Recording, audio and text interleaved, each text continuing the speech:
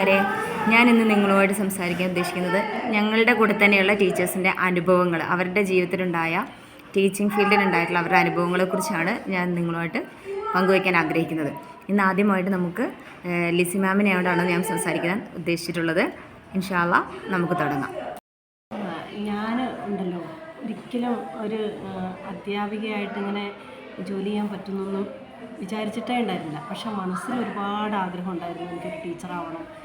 എൻ്റെ മനസ്സിൽ ഞാനൊരു ടീച്ചർ എങ്ങനെ ആയിരിക്കണമെന്ന് എൻ്റെ മനസ്സിലുണ്ടായിരുന്നൊരു സ്വപ്നങ്ങൾക്കനുസൃതമായിട്ട് അതുപോലെയുള്ളൊരു ടീച്ചറായി തീരണം എന്നൊക്കെ ഉള്ളൊരു ആഗ്രഹം ഉണ്ടായിരുന്നു. അപ്പോൾ അതിൽ പഠിപ്പിക്കുന്ന കാര്യങ്ങൾ മാത്രം എന്നുള്ളതല്ല, ഞാനൊക്കെ എൻ്റെ ചെറിയ കാലത്ത് സ്കൂളിലായിരിക്കുമ്പോൾ കിട്ടാതെ പോയ പരിഗണനകൾ, അതാണ് മെയിനായിട്ട്.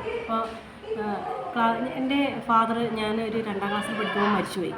അപ്പോൾ അതുവരെ എനിക്ക് ഹോംവർക്കൊക്കെ ചെയ്തു തരുമായിരുന്നു, എന്നെ ഇങ്ങനെ അക്ഷരം പഠിപ്പിക്കുമായിരുന്നു, അടുത്ത് വിളിച്ചിരുത്തി ഇങ്ങനെ പഠിപ്പിക്കുകയൊക്കെ ചെയ്യുമായിരുന്നു. അത് ഞാൻ പെട്ടെന്ന് എൻ്റെ പപ്പ മരിച്ചു കഴിഞ്ഞപ്പോൾ എന്നെ ആരും ശ്രദ്ധിക്കാനില്ലാതെ, അമ്മയ്ക്ക് അങ്ങനെ പറഞ്ഞു തരാൻ അറിയത്തില്ല, പിന്നെ വീട്ടിലെ ദാരിദ്ര്യവും കഷ്ടപ്പാടുകളും അങ്ങനെ ബുദ്ധിമുട്ടിയൊക്കെ സ്കൂളിൽ ഇങ്ങനെ ചെല്ലുന്ന ഒരു സമയത്ത് ക്ലാസ്സിലിങ്ങനെ പഠിപ്പിക്കുന്ന കാര്യങ്ങൾ അങ്ങനെയൊന്നും ഗ്രഹിച്ചെടുക്കാൻ പറ്റില്ല.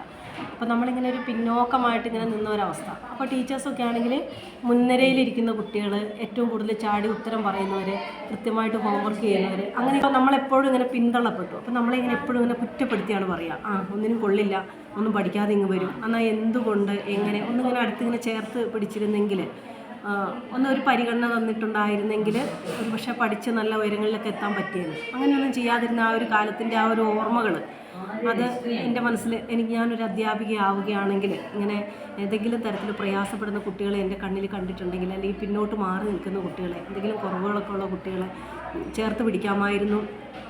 അങ്ങനെയുള്ള കാര്യങ്ങളൊക്കെ ഞാനിങ്ങനെ ആഗ്രഹിച്ചിട്ടുണ്ടായിരുന്നു. അതുപോലെ പണ്ട് ഉച്ചഭക്ഷണം കൊണ്ടുവരാൻ വൃത്തിയില്ലാത്ത കുട്ടികളുടെ ലിസ്റ്റിൽ പെടുന്ന ഒരാളായിരുന്നു ഞാനും. അപ്പോൾ ഉച്ചയൊക്കെ ആകുമ്പോഴത്തേക്കും രാവിലെ കഴിച്ചതൊക്കെ എവിടെയോ എത്തിയിട്ടുണ്ടാവും.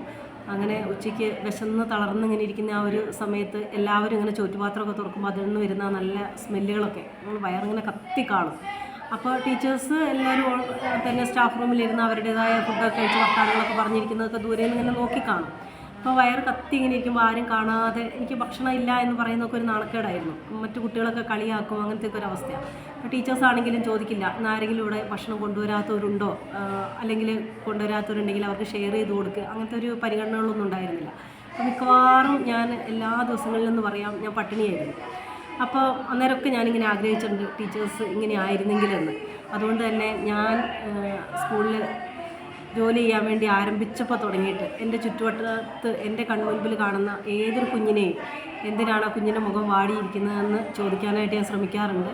അതുപോലെ ഭക്ഷണം കഴിക്കാതിരിക്കുന്ന കുട്ടികളെ തിരഞ്ഞു പിടിച്ച് അവർക്കുള്ള ഫുഡ് കൊടുക്കാറുണ്ട്. പക്ഷേ ഇപ്പോൾ ഞാൻ ഇംഗ്ലീഷ് മീഡിയം സ്കൂളിലാണ് വർക്ക് ചെയ്യുന്നത്. ഇവിടെ അങ്ങനത്തെ ഒരു സാഹചര്യം ഇല്ല.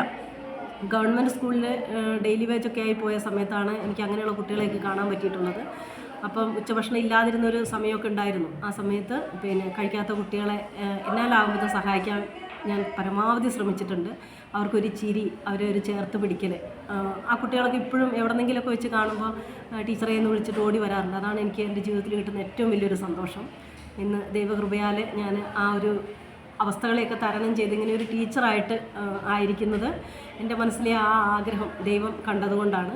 അന്ന് ഒരുപാട് പഠിക്കാനൊന്നും പറ്റിയില്ലെങ്കിലും പിന്നീട് കുറച്ച് അറിവ് സ്വയം കിട്ടിക്കഴിഞ്ഞപ്പോൾ എനിക്ക് പഠിക്കണം എന്നുള്ള സ്വയം ചിന്ത ഉണ്ടാവുകയും തന്നെ എൻ്റെ കൂട്ടുകാരുടെയൊക്കെ സഹായത്തോടെ ബുക്കുകളൊക്കെ കോളേജിൽ പോയിട്ട് പഠിക്കാൻ കുറച്ചേ സാധിച്ചുള്ളൂ. ബാക്കി ഇങ്ങനെ അവരുടെ ബുക്കുകളൊക്കെ മേടിച്ചും അതിൻ്റെ ഇടയ്ക്ക് ജോലി ചെയ്തും, അതിൻ്റെ ഇടയ്ക്ക് എന്താ പറയുക, സ്കൂൾ ഡെയിലി വേജിനൊക്കെ ജോലി ചെയ്യുന്ന സമയത്ത് മറ്റേ ഇഞ്ചിക്ക് വേര് പൊട്ടിക്കാൻ, അതുപോലെ അടയ്ക്ക പൊളിക്കാൻ, അങ്ങനെയൊക്കെ ഞാൻ പോയിട്ടുണ്ട്. എന്നിട്ട് പിറ്റേ ദിവസം സ്കൂളിൽ ചെല്ലുമ്പോൾ എൻ്റെ കൈയൊക്കെ നീര് വെച്ച് വീർത്തിട്ടുണ്ടാവും. അന്നേരം എനിക്ക് ബോർഡിൽ എഴുതാനൊക്കെ ബുദ്ധിമുട്ടായിരുന്നു. എന്നാലും ഞാൻ ആ കൈ കൊണ്ട് എങ്ങനെയെങ്കിലുമൊക്കെ മാനേജ് ചെയ്ത് ക്ലാസ് എടുക്കുകയും ചെയ്യും. അത് കഴിഞ്ഞിട്ട് വൈകുന്നേരങ്ങളിൽ ഏതെങ്കിലും വീടുകളിൽ ട്യൂഷൻ എടുക്കൽ, അങ്ങനെയൊക്കെ ചെയ്ത് ആണ് ഞാൻ ഇവിടെ വരെ എത്തിയത്. എന്നാലും ഒരു നല്ല ടീച്ചറായിട്ട് തന്നെ എനിക്ക് ആയിത്തീരണം എന്നുള്ളതാണ് എൻ്റെ ഒരു ആഗ്രഹം. അത് തന്നെ ചെയ്തുകൊണ്ടിരിക്കുന്നു. ഒത്തിരി നന്ദി. ഇതാണ് ഗൈസ് നമ്മുടെ ലിസി മാമിൻ്റെ അനുഭവങ്ങൾ. അപ്പോൾ ഇതുപോലെ ഒരു സീരീസ് ആയിട്ട് ടീച്ചേഴ്സിൻ്റെ നല്ല അനുഭവങ്ങളെ നമ്മൾ അവരുടെ ഉള്ളിൽ അവർ പറയാൻ ആഗ്രഹിക്കുന്ന കാര്യങ്ങളെ നിങ്ങളുടെ മുന്നിൽ എത്തിക്കുക എന്നുള്ളതാണ് ഞാൻ ഈ ഒരു ഒരു ടോപ്പിക്കുമായിട്ട് ഈ ഒരു വിഷയമായിട്ട് ഞാൻ ചെയ്യാൻ ഉദ്ദേശിക്കുന്നത്. അപ്പോൾ നിങ്ങളുടെ എല്ലാവരുടെയും സപ്പോർട്ട് ഉണ്ടാവുമെന്ന് ഞാൻ പ്രതീക്ഷിക്കുന്നു. വീഡിയോ ഇഷ്ടപ്പെട്ടെങ്കിൽ കമൻറ്റ് ചെയ്യുക, ലൈക്ക് ചെയ്യുക, സബ്സ്ക്രൈബ് ചെയ്യുക. Thank you so much. ഞാൻ ഇന്ന് നിങ്ങളുമായിട്ട് സംസാരിക്കാൻ ഉദ്ദേശിക്കുന്നത് ഞങ്ങളുടെ കൂടെ തന്നെയുള്ള ടീച്ചേഴ്സിൻ്റെ അനുഭവങ്ങൾ, അവരുടെ ജീവിതത്തിലുണ്ടായ ടീച്ചിങ് ഫീൽഡിലുണ്ടായിട്ടുള്ള അവരുടെ അനുഭവങ്ങളെക്കുറിച്ചാണ് ഞാൻ നിങ്ങളുമായിട്ട് പങ്കുവയ്ക്കാൻ ആഗ്രഹിക്കുന്നത്.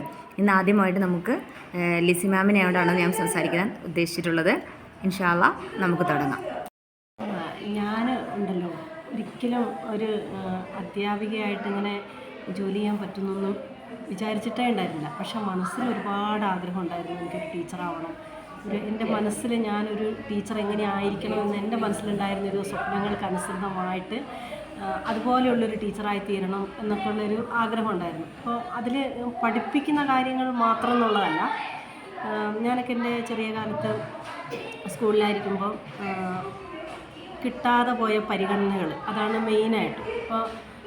അപ്പോൾ എൻ്റെ ഫാദർ ഞാനൊരു 2ാം ക്ലാസ്സിൽ പഠിക്കുമ്പോൾ മരിച്ചുപോയി. അപ്പോൾ അതുവരെ എനിക്ക് ഹോംവർക്കൊക്കെ ചെയ്തു തരുമായിരുന്നു, എന്നെ ഇങ്ങനെ അക്ഷരം പഠിപ്പിക്കുമായിരുന്നു, അടുത്ത് വിളിച്ചിരുത്തി ഇങ്ങനെ പഠിപ്പിക്കുകയൊക്കെ ചെയ്യുമായിരുന്നു. അത് ഞാൻ പെട്ടെന്ന് എൻ്റെ പപ്പ മരിച്ചു കഴിഞ്ഞപ്പോൾ എന്നെ ആരും ശ്രദ്ധിക്കാനില്ലാതെ, അമ്മയ്ക്ക് അങ്ങനെ പറഞ്ഞു തരാൻ അറിയത്തില്ല, പിന്നെ വീട്ടിലെ ദാരിദ്ര്യവും കഷ്ടപ്പാടുകളും അങ്ങനെ ബുദ്ധിമുട്ടിയൊക്കെ സ്കൂളിൽ ഇങ്ങനെ ചെല്ലുന്ന ഒരു സമയത്ത് ക്ലാസ്സിലിങ്ങനെ പഠിപ്പിക്കുന്ന കാര്യങ്ങൾ അങ്ങനെയൊന്നും ഗ്രഹിച്ചെടുക്കാൻ പറ്റില്ല. അപ്പോൾ നമ്മളിങ്ങനെ ഒരു പിന്നോക്കമായിട്ട് ഇങ്ങനെ നിന്ന ഒരവസ്ഥ. അപ്പോൾ ടീച്ചേഴ്സൊക്കെ ആണെങ്കിൽ മുൻനിരയിലിരിക്കുന്ന കുട്ടികൾ, ഏറ്റവും കൂടുതൽ ചാടി ഉത്തരം പറയുന്നവർ, കൃത്യമായിട്ട് ഹോംവർക്ക് ചെയ്യുന്നവർ, അങ്ങനെ നമ്മളെപ്പോഴും ഇങ്ങനെ പിന്തള്ളപ്പെട്ടു. അപ്പോൾ നമ്മളിങ്ങനെ എപ്പോഴും ഇങ്ങനെ കുറ്റപ്പെടുത്തിയാണ് പറയുക, ഒന്നിനും കൊള്ളില്ല, ഒന്നും പഠിക്കാതെ ഇങ്ങ് വരും, എന്നാൽ എന്തുകൊണ്ട് എങ്ങനെ ഒന്നിങ്ങനെ അടുത്തിങ്ങനെ ചേർത്ത് പിടിച്ചിരുന്നെങ്കിൽ, ഒന്നൊരു പരിഗണന തന്നിട്ടുണ്ടായിരുന്നെങ്കിൽ ഒരു പക്ഷേ പഠിച്ച് നല്ല ഉയരങ്ങളിലൊക്കെ എത്താൻ പറ്റിയത്. അങ്ങനെയൊന്നും ചെയ്യാതിരുന്ന ആ ഒരു കാലത്തിൻ്റെ ആ ഒരു ഓർമ്മകൾ, അത് എൻ്റെ മനസ്സിൽ ഞാനൊരു അധ്യാപികയാവുകയാണെങ്കിൽ ഇങ്ങനെ ഏതെങ്കിലും തരത്തിൽ പ്രയാസപ്പെടുന്ന കുട്ടികളെ എൻ്റെ കണ്ണിൽ കണ്ടിട്ടുണ്ടെങ്കിൽ, അല്ലെങ്കിൽ പിന്നോട്ട് മാറി നിൽക്കുന്ന കുട്ടികളെ, എന്തെങ്കിലും കുറവുകളൊക്കെ ഉള്ള കുട്ടികളെ ചേർത്ത് പിടിക്കാമായിരുന്നു. അങ്ങനെയുള്ള കാര്യങ്ങളൊക്കെ ഞാനിങ്ങനെ ആഗ്രഹിച്ചിട്ടുണ്ടായിരുന്നു. അതുപോലെ പണ്ട് ഉച്ചഭക്ഷണം കൊണ്ടുവരാൻ വൃത്തിയില്ലാത്ത കുട്ടികളുടെ ലിസ്റ്റിൽ പെടുന്ന ഒരാളായിരുന്നു ഞാൻ. അപ്പോൾ ഉച്ചയൊക്കെ ആകുമ്പോഴത്തേക്കും രാവിലെ കഴിച്ചതൊക്കെ എവിടെയോ എത്തിയിട്ടുണ്ടാവും. അങ്ങനെ ഉച്ചയ്ക്ക് വിശന്ന് തളർന്ന് ഇങ്ങനെ ഇരിക്കുന്ന ആ ഒരു സമയത്ത് എല്ലാവരും ഇങ്ങനെ ചോറ്റുപാത്രമൊക്കെ തുറക്കുമ്പോൾ അതിൽ നിന്ന് വരുന്ന നല്ല സ്മെല്ലുകളൊക്കെ വയറിങ്ങനെ കത്തിക്കാണും.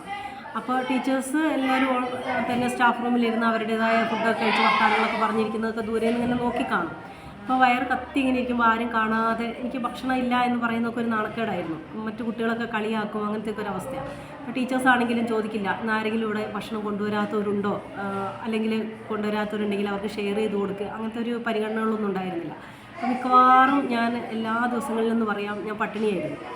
അപ്പോൾ അന്നേരമൊക്കെ ഞാനിങ്ങനെ ആഗ്രഹിച്ചിട്ടുണ്ട് ടീച്ചേഴ്സ് ഇങ്ങനെ ആയിരുന്നെങ്കിലെന്ന്. അതുകൊണ്ട് തന്നെ ഞാൻ സ്കൂളിൽ ജോലി ചെയ്യാൻ വേണ്ടി ആരംഭിച്ചപ്പോൾ തുടങ്ങിയിട്ട് എൻ്റെ ചുറ്റുവട്ടത്ത് എൻ്റെ കൺമുൻപിൽ കാണുന്ന ഏതൊരു കുഞ്ഞിനെയും എന്തിനാണ് ആ കുഞ്ഞിൻ്റെ മുഖം വാടിയിരിക്കുന്നതെന്ന് ചോദിക്കാനായിട്ട് ഞാൻ ശ്രമിക്കാറുണ്ട്.